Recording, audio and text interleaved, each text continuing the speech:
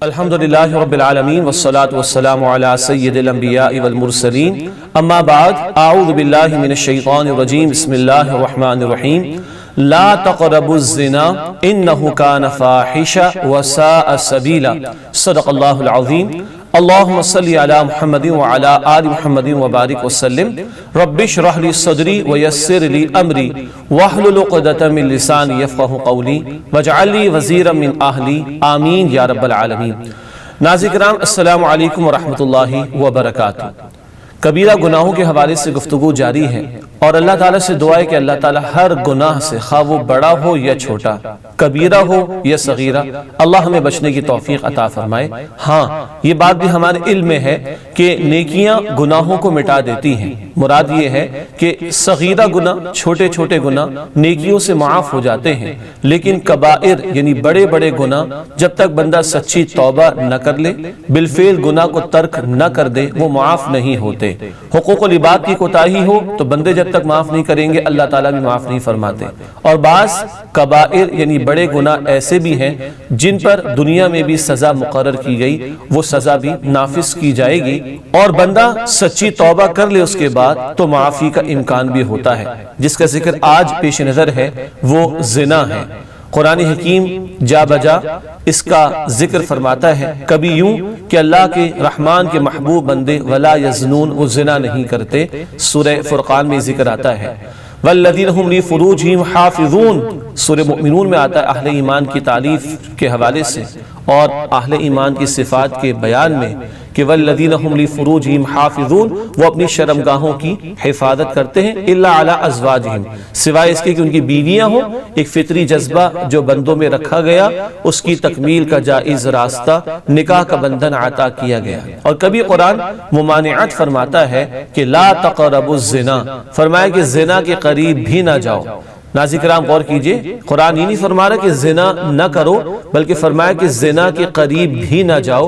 انہ کان فاحشہ، بلا شبہ وہ کھلی بے حیائی ہے، وساء سبیلا، اور برا راستہ ہے۔ سورہ بنی اسرائیل میں آیت نمبر 30 اور 31 میں تفصیلات آئی ہیں، وہیں یہ بیان آیا لا تقربوا الزنا، زنا کے قریب بھی نہ جاؤ۔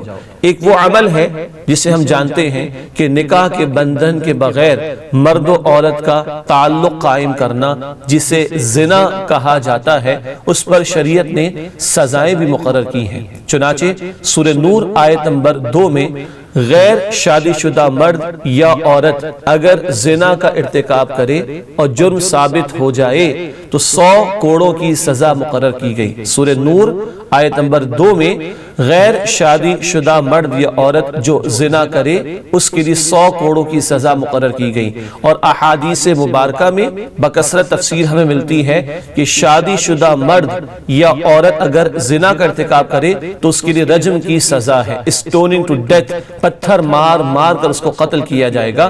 کئی احادیث میں ذکر ہے، صحابہ کرام کے دور میں بھی اس پر عمل درآمد ہوا، پوری امت کا اس پر اجماع بھی ہے، کنسنسس بھی ہے کہ شادی شدہ مرد یا عورت اگر زنا کا ارتکاب کرے تو اس کے لیے رجم کی سزا اسٹوننگ ٹو ڈیتھ مقرر کی گئی۔ یہ سخت سزائیں ہیں جو مقرر کی گئی ہیں زنا کے عمل کے حوالے سے۔ اور قرآن حکیم تو یہاں تک بتا رہا ہے کہ لا تقربوا الزنا، زنا کرنا تو دور کی بات ہے، نب دا ایول ان دا بڈ والی بات ہے، برائی کو جڑ سے اکھاڑ دیا جائے۔ چنانچہ کہا جا رہا ہے کہ زنا کے قریب بھی نہ جاؤ، کیوں؟ جو قریب جائے گا وہ مبتلا بھی ہو جائے گا۔ چنانچہ وہ تمام ذرائع اور وسائل اور وہ مینز جو زنا کے عمل تک لے جا سکتے ہیں ان پر بھی پابندی لگا دی گئی۔ نگاہوں کی حفاظت کی تلقین کی گئی ہے سورہ نور کی آیت نمبر 30 اور 31 میں۔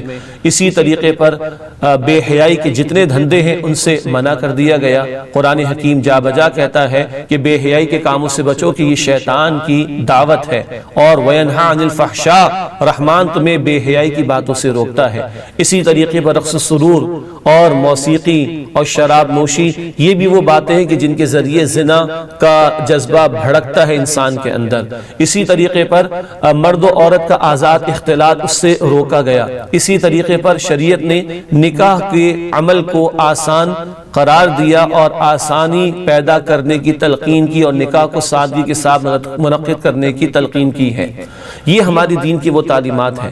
اسی طریقے بس فحش لٹریچر ہو، پورنوگرافی ہو اور یہ فلمیں، ڈرامے، ناچ گانے، جنسی جذبات بھڑکتے ہیں، ان سب پر بھی پابندی لگا دی گئی۔ بتایا جا رہا ہے لا تقربوا الزنا، زنا کے قریب بھی نہ جاؤ۔ حدیث میں تو یہاں تک آیا، مسلم شریف کی روایت میں، آنکھ بھی زنا کرتی ہے، کان بھی زنا کرتا ہے، ہاتھ اور پیر بھی زنا کرتے ہیں، اور زبان اور دل بھی زنا کرتے ہیں۔ یہ 6 اعضاء کا ذکر۔ نامحرم کو بری نیت ارادے سے دیکھنا، نامحرم کی بات ایسے سننا یا ایسی باتوں کو سننا کہ جس سے وہ جذبہ بھڑکتا ہو جو فطری جذبہ ایک رکھا گیا۔ اسی طریقے پر ایسی گفتگو زبان پر لانا کہ جس سے یہ جذبات بھڑکیں اور کسی غلط مقام پر ان جذبات کا اظہار اور تکمیل کا معاملہ ہو۔ دل میں کسی نامحرم کا خیال لا کر برے ارادے پیدا کرنا اور بری باتیں دل و دماغ میں لے کر آنا، ہاتھ سے چھونا کسی نامحرم کو، یا پیر سے چل کر ان مقامات پر جانا کہ جہاں یہ زنا کے امکانات ہوں یا مواقع میسر آتے ہوں۔ یہ nip the evil in the bud والی بات ہے کہ جڑ سے برائی کو اکھاڑ دیا جائے۔ وہ ذرائع جو زنا تک لے جا سکتے ہیں ان پر بھی پابندی لگا دی گئی۔ اللہ کے نبی صلی اللہ علیہ وسلم کو معراج کی شب بہت سارے مشاہدات کرائے گئے۔ ان میں ایک مشاہدہ یہ بھی تھا کہ کچھ لوگوں کے سامنے صاف ستھرا گوشت موجود ہے، مگر وہ اس کو کھا نہیں رہے، استعمال نہیں کر رہے، بلکہ سڑا ہوا، بدبو مارتا ہوا گندا گوشت اور چھیچڑے وہ بار بار لے کر کھا رہے ہیں۔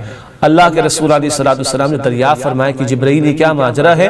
تو جبرائیل عرض کرتے ہیں، اے اللہ کے رسول صلی اللہ علیہ وسلم، یہ آپ کی امت میں سے وہ لوگ ہیں، یہ آپ کی امت میں سے وہ لوگ ہیں جو نکاح کے پاکیزہ بندھن کو چھوڑتے تھے اور غیر فطری طریقے پر زنا کے راستوں کے ذریعے اپنی فطری خواہش کی تکمیل کرتے تھے۔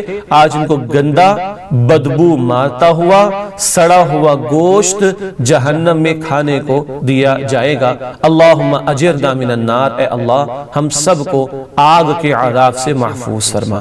ناظرین کرام، ہم آج اپنے معاشرے کا جائزہ لیں، ہمارے گھروں کا جائزہ لیں، کیا دیکھا جا رہا ہے، کیا پڑھا جا رہا ہے، کیا سنا جا رہا ہے، کیسی انوائرمنٹ ہے، پاکیزہ ماحول ہے یا اس کے برعکس ہے؟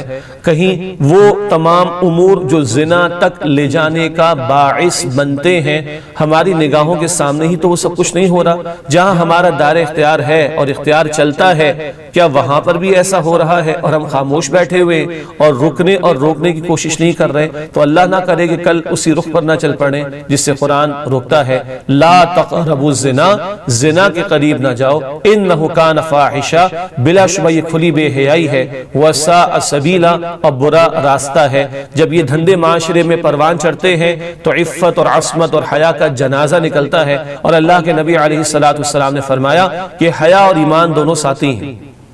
ترمذی کی روایت، حیا اور ایمان دونوں ساتھی ہیں، اگر ایک چلا جائے تو دوسرا بھی چلا جاتا ہے۔ حیا چلی جائے گی تو ایمان ہی چلا جائے گا، پھر کیا دولت بچی ہمارے پاس؟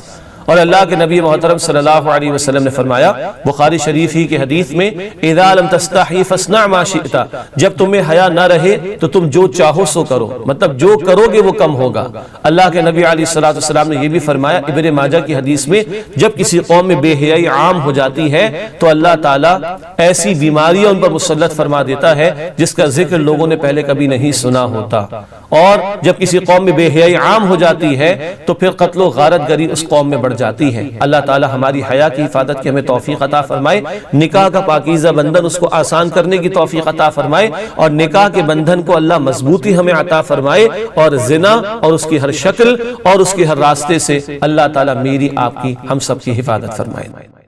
سبسکرائب کیجئے ہمارے چینل اور دبائیے بیل کا آئیکن تاکہ آپ کو ریگولر نوٹیفیکیشن اپڈیٹس مل سکے۔